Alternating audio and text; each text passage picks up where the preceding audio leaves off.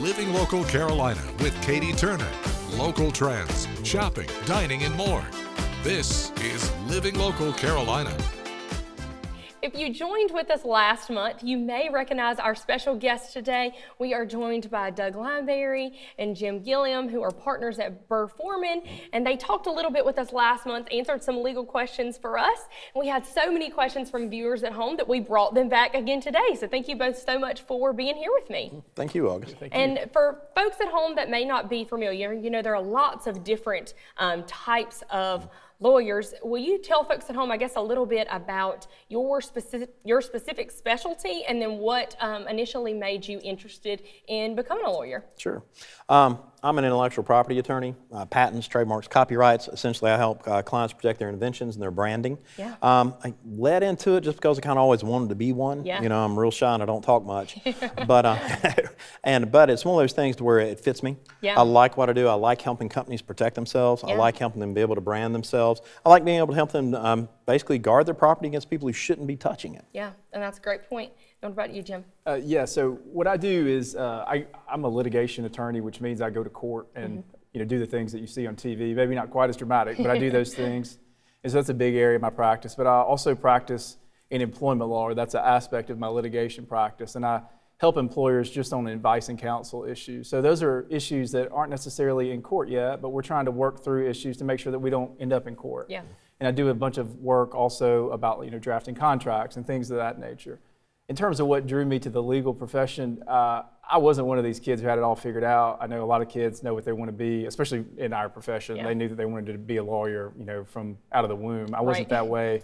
I went to college and just sort of figured out what I was going to do and thought I had some ability in terms of like writing, and I really like to speak. So I thought that being a lawyer would be a good fit, and also was really drawn to the idea of being able to help people. Yeah, and I love that, you mentioned that you kind of figured it out later and then was drawn to it. For folks at home who, may be interested, young adults that are thinking maybe becoming a lawyer is for me, what is some advice that you would give to people that are looking to start a journey in the legal profession? And I'll tell you to do something I didn't do, go hang around a firm.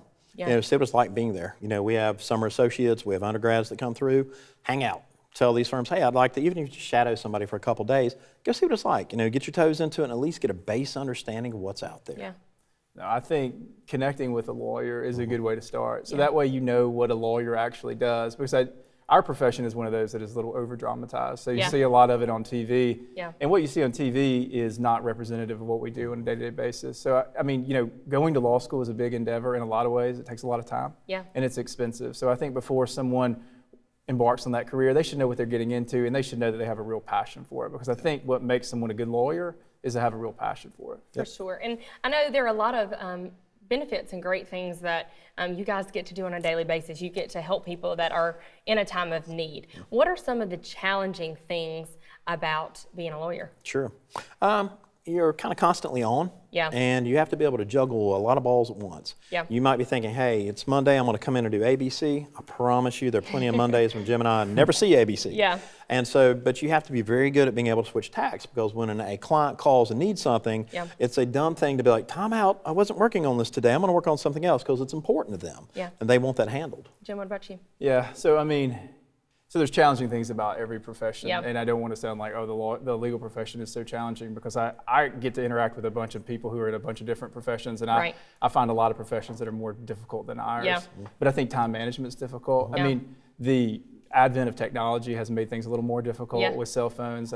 You do feel as though you are available 24/7, which is challenging, For sure. because like Doug and I both are people, we have families. Yeah, have lives outside too. Sure, When we yeah. come back from our break, we will get to talk with Doug and Jim a little bit more and answer some of the questions that we've received from you. The sun shines. Our gathering places are silent. Only a few more months to ponder the past before looking forward to the future.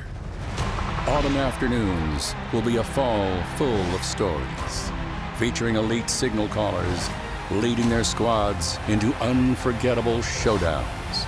Carter, touchdown, Jets. We'll embrace family, leaning on those that stand by our side, staring down the competition, and overcoming every obstacle. We all hail Sunday for an 18-week journey with teams taking their own path on the way to one of the most anticipated events in football history, Super Bowl 58 in Las Vegas. We can't wait.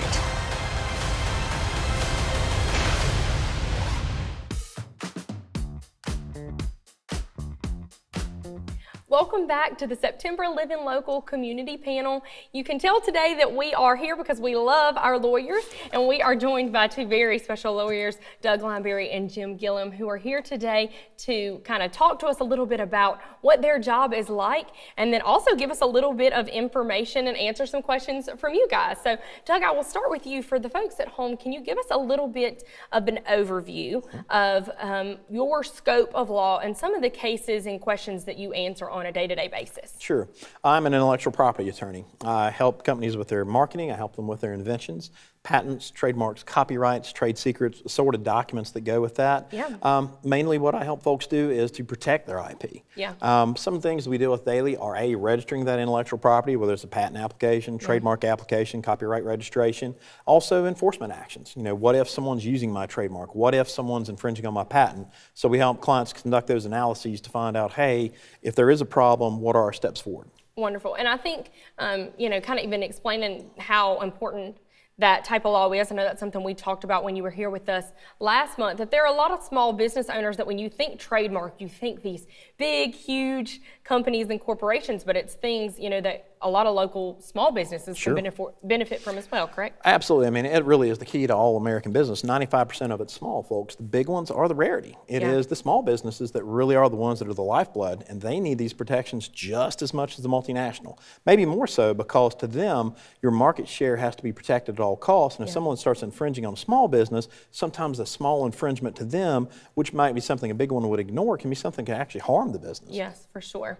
And so now we are going to dive into some of our questions that we received from viewers. So earlier in the month, we put out on Facebook with a landing page to our website where viewers at home could submit questions to Doug and Jim and get a little bit of their level of expertise. So one of our first questions for today is from Matthew, and he said, how can I find out if someone else uses a trademark that I'm interested in registering? Matthew, that's an awesome question. A lot of folks don't ask that question and then get in trouble, or I have to call and pop a balloon. You can go to uspto.gov. There's a system called TESS, name of a pretty girl, but also an acronym for a Trademark Electronic Search System. You can go on there, you can check your trademark. You can type it in. I'm not saying this is a professional search, I'm not saying to rely upon it, but you can go do a good thumb up, thumb down, is my mark there. If you see thumbs up, it's not there, contact an attorney. You will want a professional search done to make certain it's clear. For sure. And I know a lot of times with trademarks, even things that maybe sound the same as something else but aren't the exact. So that's a good reason as to why, you know, not to just go by a test search result, but, you know, that's a great place to start and then allow people to kind of contact and really take those steps to move forward. Our next question is from Mackenzie.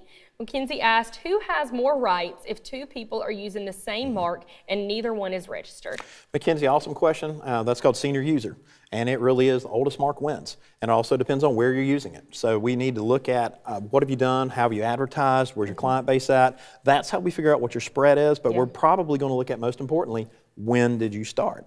If you're years ahead of someone, and again, we've talked about this on this segment and the previous one, you want to register those, you want to protect those trademarks. I know small businesses think, oh gosh, you know, it's a big business thing. It's really not. It's a critical protection for a small business. So being the oldest is fine, but having a federal trademark's better. Yeah, perfect. And I love that you even mentioned then, you know, it's not just who's the oldest, but the ways that they are using it with technology and social media. I mean, you can be a small business in South Carolina and be all over the place. So that's really important in the grand scheme of things too, and another reason why you should take that first step and go ahead and get registered.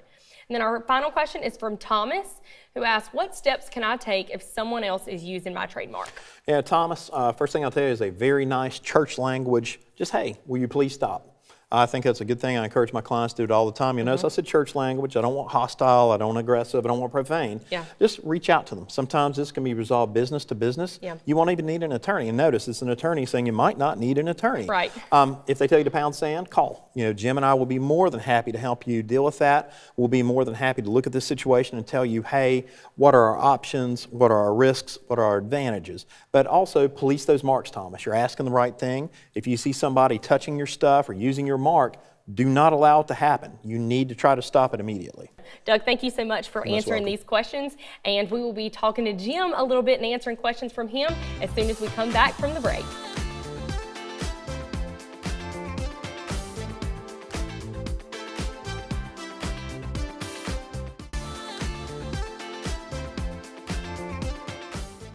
Welcome back to the Living Local Carolina Financial Friday Community Panel. And this month we are talking with our lawyers. It is Love Your Lawyers month on the panel here for us. We are joined by Doug Lineberry and Jim Gilliam, who have been giving us all of the legal advice and then giving us kind of a behind the scenes scoop as to what it is like to be a lawyer. So we'll start with, there are lots of different types of law. Jim, if you'll give us kind of an overview of some of the different kind of cases that you work on and the scope of your day-to-day. Sure. So, roughly what I do is I, do what people probably think lawyers do, and I go to court. And I would say that's the litigation aspect of what I do. Yeah. So there's that aspect, and there's a broad variety of type of cases that I represent clients on. Some of them are employment related, some are not. Right. And some are, as it relates to a business versus a competitor as well. So that's one aspect of what I do, sort of the go to court aspect. And Right. the other aspect of what I do is try to keep people out of court. Yeah. So that means that we try to make sure that the companies that I work for, that we're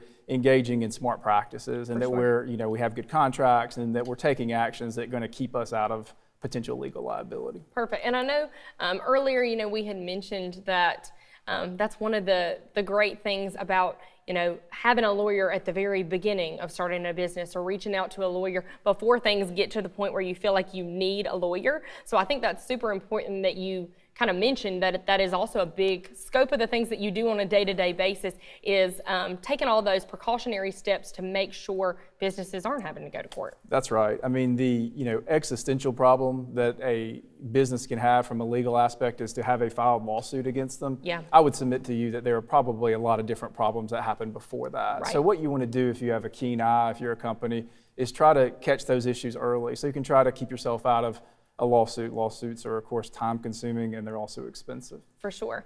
And just like Doug, before the break, we have several questions that were submitted from members and viewers online for Jim. So our first question is from Nate.